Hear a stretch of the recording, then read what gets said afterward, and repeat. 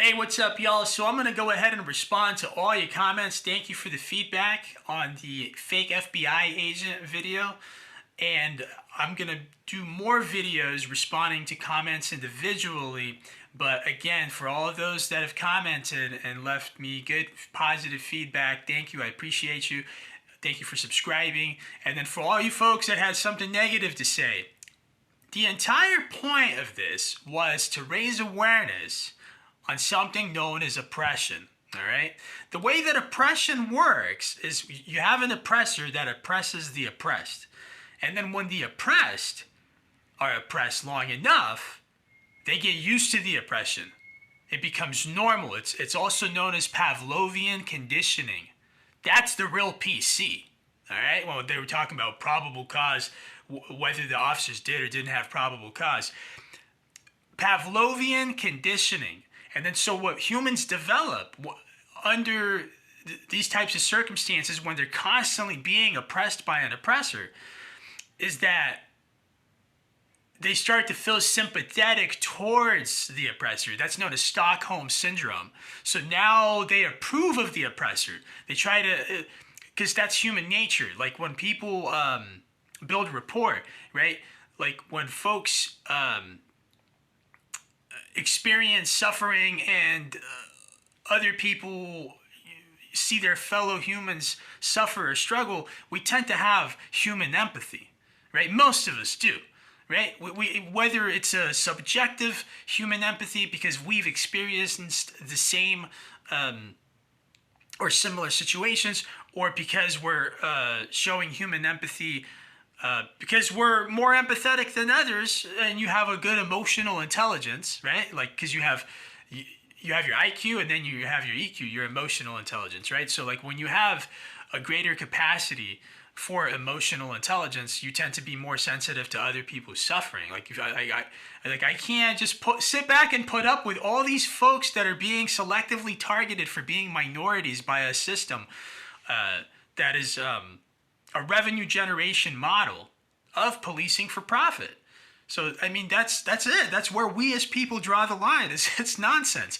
And having grown up in a high crime area known as Long Beach, California, where we had gang violence and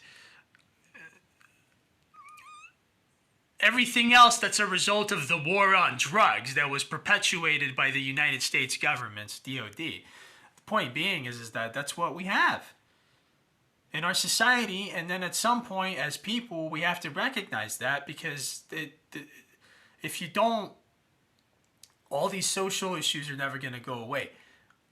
We live in a predatory society, all right? That's just the reality. I'm not blaming capitalism, but at every level that somebody is succeeding, it's usually more often than not as a result of somebody else's failure or somebody else that's being oppressed.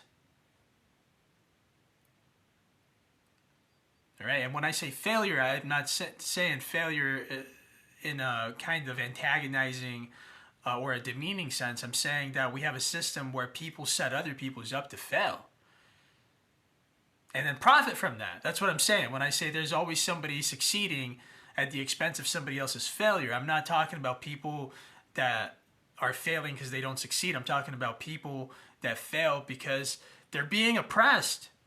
And so that's what oppression is. And so the entire point of this video was to show what policing for profit is in America, especially in departments like that. All right? And so that's what we have. And again, that becomes Stockholm Syndrome, is something society now experiences when they see all these cops, militarized in military gear, walking around, looking all serious.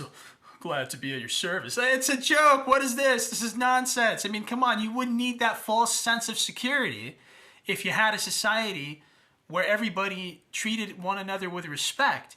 And so instead of dumping all those public funds into the police force and defense, you reallocate that to education, and then you create educated people who will be a healthy people, because if you're providing the education that you should be, then you're going to fix all the problems of society. You're going to have a healthy, smart people.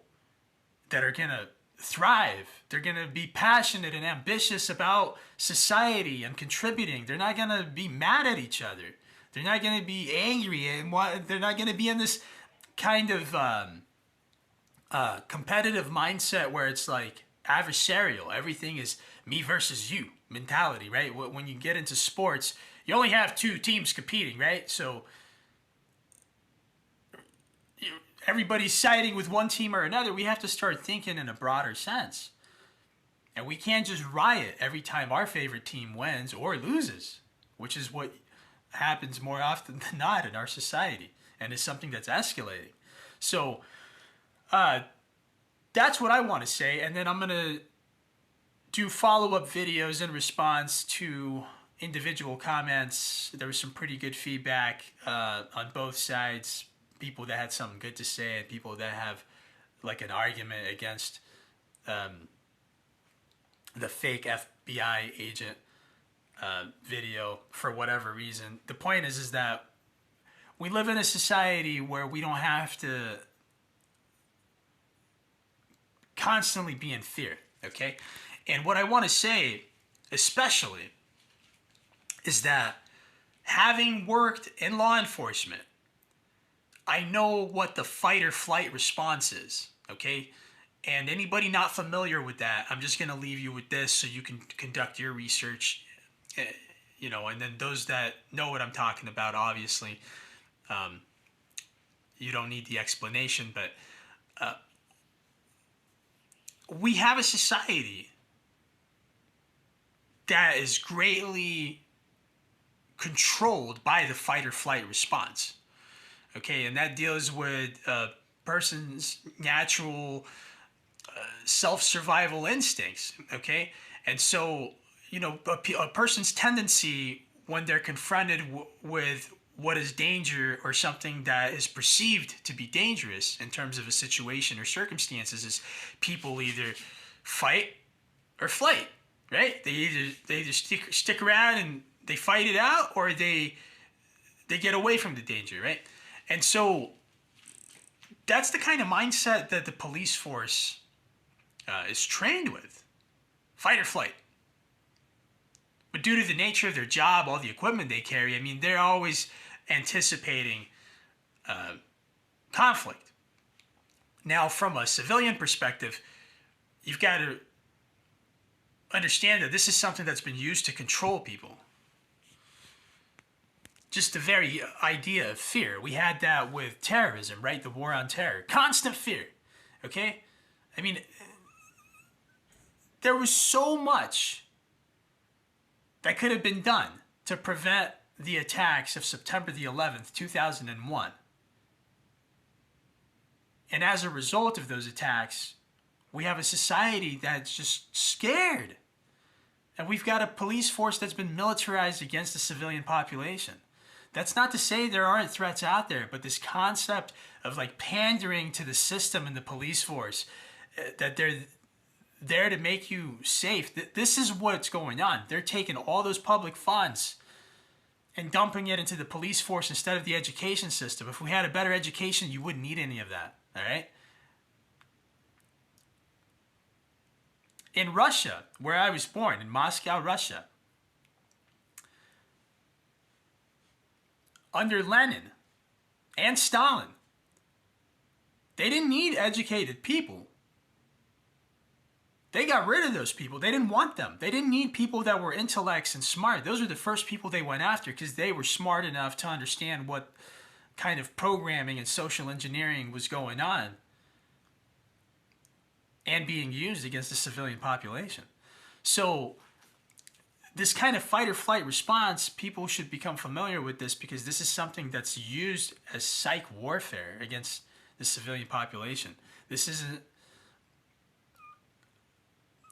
something that's used for your benefit. This is something that's used to keep people scared and oppressed, don't give them the education, and have an authority that people look to for, you know, comfort.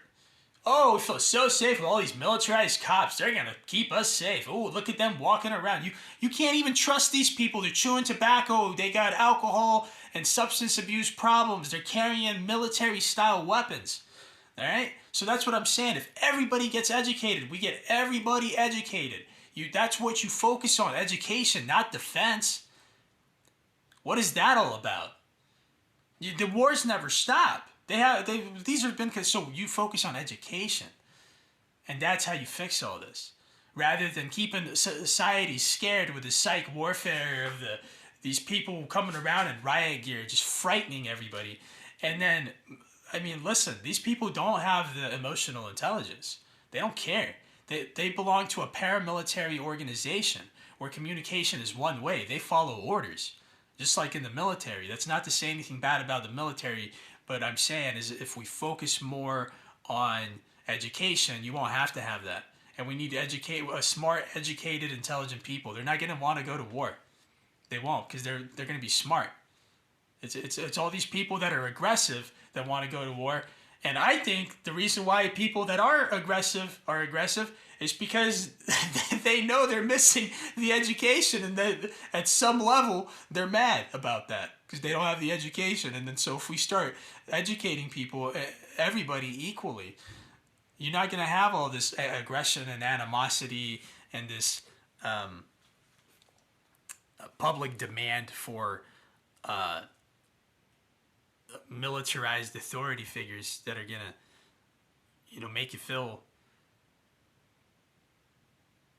safer about society. It was Benjamin Franklin that said anybody willing to sacrifice their freedoms and liberties for the false sense of security deserves neither.